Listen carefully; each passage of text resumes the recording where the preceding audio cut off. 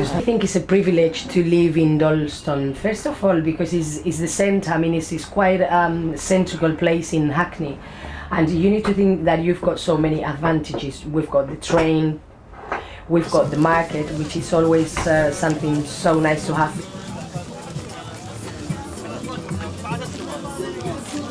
We need to say that nowadays it's not being the same, so the negative things will be like this area is completely in the middle of a quite a big development. If they're going to build a tube station there, yeah, without a doubt. In ways it'll be good, but in other ways probably not. 18 months ago we learned that a lot of the land and buildings in the area were being sold by the local council to private developers, and we were very concerned about this and the future of the area because they wanted to demolish a lot of the buildings and build skyscrapers, tower blocks of up to 18 stories, but it wouldn't meet the needs of the local people.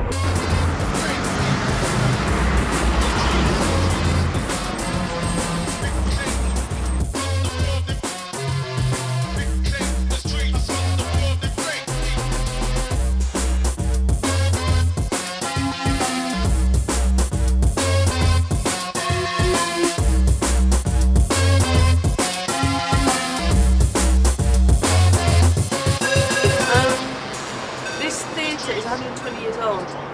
It was a very famous reggae club called the Four Aces, where everybody who was anybody played. This building here was the earliest surviving circus building in England, and was built on the site of the oldest houses in Dalston, which were built in 1820. And this building was built in 1886 as a circus, and when it first started it used to have elephants and circus animals performing here, and it was a very popular place with up to 5,000 people attending the performances. And since that time it was then converted in about 1898 to a Victorian variety theatre. It was also very popular with the actors coming from central London to perform here in Dalston. And then in 1920 it was converted to a huge cinema of 2,500 seats. It was the biggest cinema in England.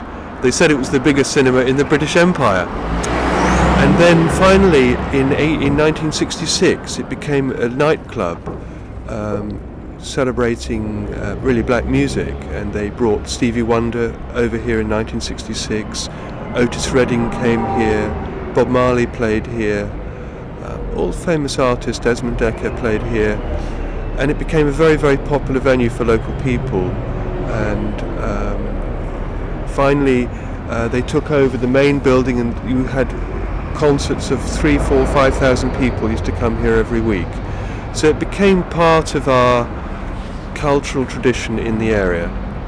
13 trees planted here that are a memorial to the people that died in the New Cross fire in the 70s, which was a fire where a lot of black people died that people thought was because of a racist attack, and there were trees planted here as a memorial, which if they make the development, the trees will be cut down. I've been there from 1963 and I'm still there. I planted those trees then when it was in 1981, 25 years ago, and you can see how tall they are. And the council technically give a guarantee that they're going to either leave them there. A group of buildings just down the road here that were very, very old, built in about 1826, and they were sold to a private developer based in the Bahamas. And one by one the buildings started to catch fire and burn down. The people who had their businesses in the buildings had to leave, and the street became very derelict. When we came in was very badly damaged, really wrecked. The council had taken out the stairs, and for about 5 days we were climbing to get from the ground floor to the first floor. We had to climb. We've put in a new staircase. So now we've got stairs, but in general the building was really destroyed. The toilets and basins had all been smashed by the council, and also it was very, very, very dirty.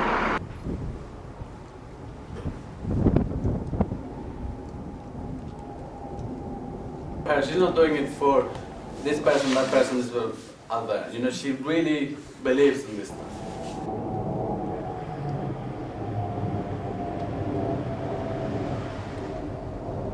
And it's been very hard not to be able to kind of talk more to people and say, look, this is happening, she's up there, she's trying to stop this, like, bring more attention to the issue.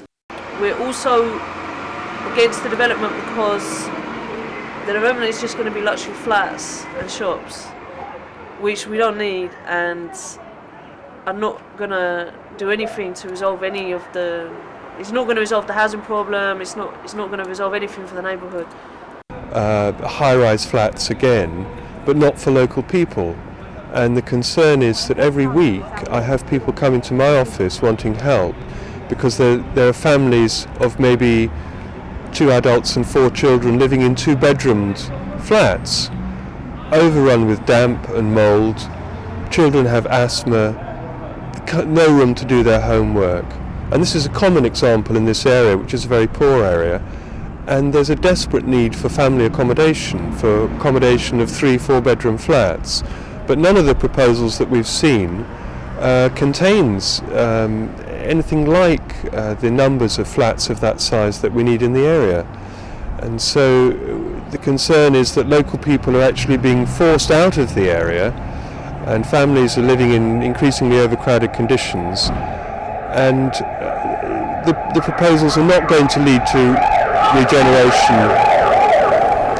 The council's proposals are not going to lead to regeneration of the area, and the concern is that we could end up with families living in high-rise tower blocks in totally inappropriate accommodation, and that's just going to increase the spiral of poverty in the area instead of bringing prosperity.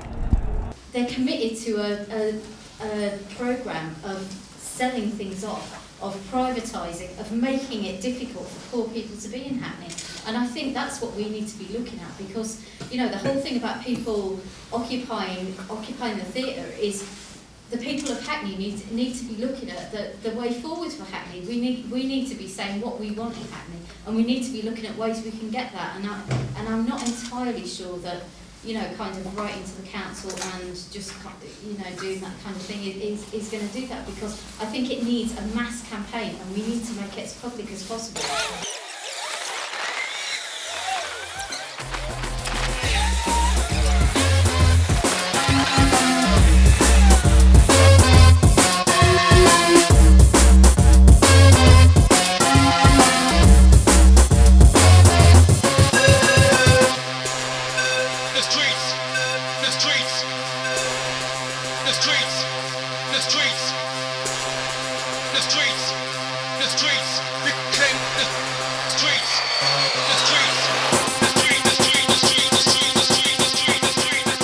Chose pour résister. Voilà, et un très très bon café, du bon thé, faut venir.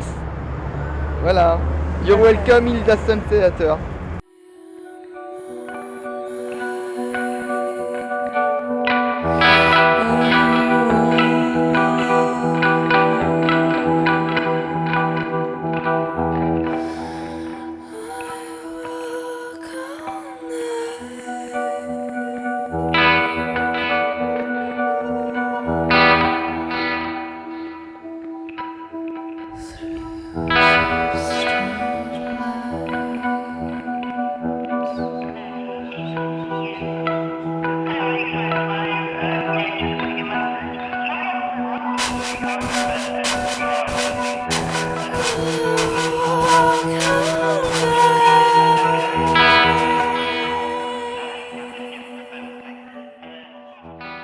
So, I don't know, blame the governments, gangster rap, Eminem, who else?